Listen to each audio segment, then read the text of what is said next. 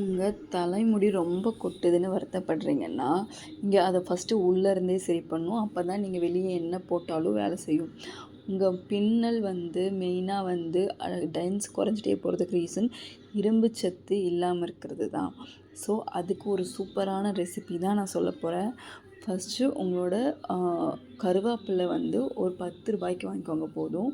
அதை நல்லா ட்ரை பண்ணுங்கள். அதுக்கப்புறம் தேங்காய் ஒரு அரை மூடி தேங்காயை கொஞ்சம் ஒரு 4 ஏலக்காய் போட்டு நல்லா ட்ரை பண்ணுங்கள். நல்லா ஒரு ப்ரௌன் கலரில் ஆகணும். அதில் இருக்கக்கூடிய ஈரப்பதம் எல்லாமே ஃபுல்லாக போகணும்.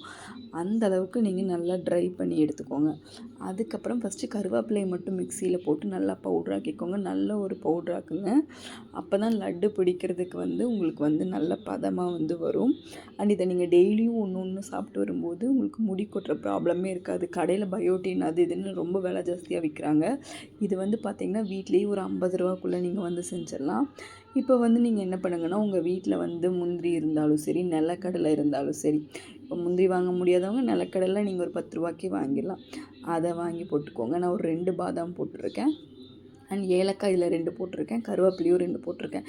ஏலக்காய் நீங்கள் எந்த அளவுக்கு போடுறீங்களோ அந்தளவுக்கு வாசனையாக இருக்கும். இப்போது நீங்கள் என்ன பண்ணுங்கள், பேரிச்சம்பழம் எடுத்து வச்சுக்கோங்க. பேரிச்சம்பழம் சீட்லெஸ் வாங்கிக்கோங்க. அப்படி இல்லைன்னா நீங்கள் சீடோடு வாங்கினாலும் அதை எடுத்துக்கோங்க. ஸோ இந்த கருவேப்பிலையும் தேங்காயும் அரைச்சி பொடியானதுக்கப்புறமா அதில் கொஞ்சம் உங்களுக்கு எந்த அளவுக்கு இனிப்பு தேவையோ அந்தளவுக்கு பேரிச்சம்பழத்தை நீங்கள் சேர்த்துக்கலாம். நீங்கள் எவ்வளோ பேரிச்சம்பழம் சேர்த்துறீங்களோ அந்தளவுக்கு நல்லா இனிப்பாக இருக்கும். கசப்பு இருக்காது. குழந்தைங்களுக்கெல்லாம் கொடுக்குறீங்கன்னா நீங்கள் தாராளமாக பேரிச்சம்பழத்தை சேர்த்திக்கோங்க. அண்ட் சேர்த்திட்டு நல்லா அரைச்சதுக்கப்புறம் ஒரு பிளேட்டில் கொஞ்சம் நெய் ஊற்றி வச்சுக்கோங்க. ஸோ இந்த அரைச்சி வச்சோம் இல்லைங்களா, அதையெல்லாம் எடுத்து அதில் கொட்டிடுங்க.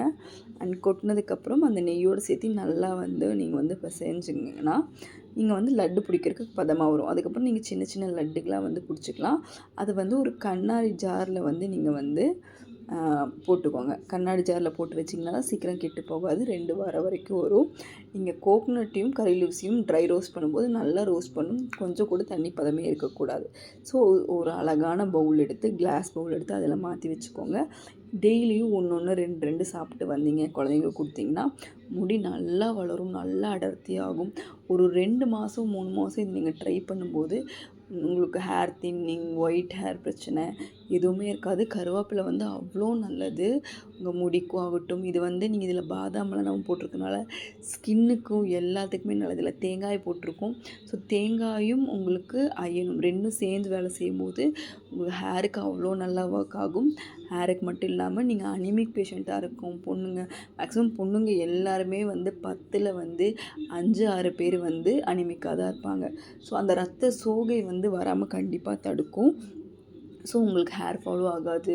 ஒரு டயர்டாக வீக்னஸாக இருக்கிறதும் இருக்காது. ஸோ கண்டிப்பாக அதை ட்ரை பண்ணி பாருங்கள். முடி நல்லா காடு மாதிரி வளரும். உங்களுக்கு ஹேர் ஃபால் கம்மியாகும்.